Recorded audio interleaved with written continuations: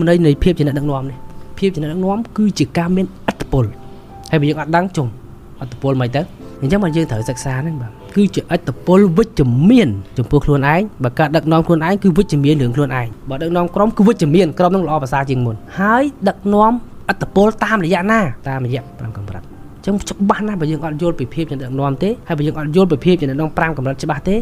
យើងទៅណាលាក់ទៅកម្រិតទី1អូតូគឺ position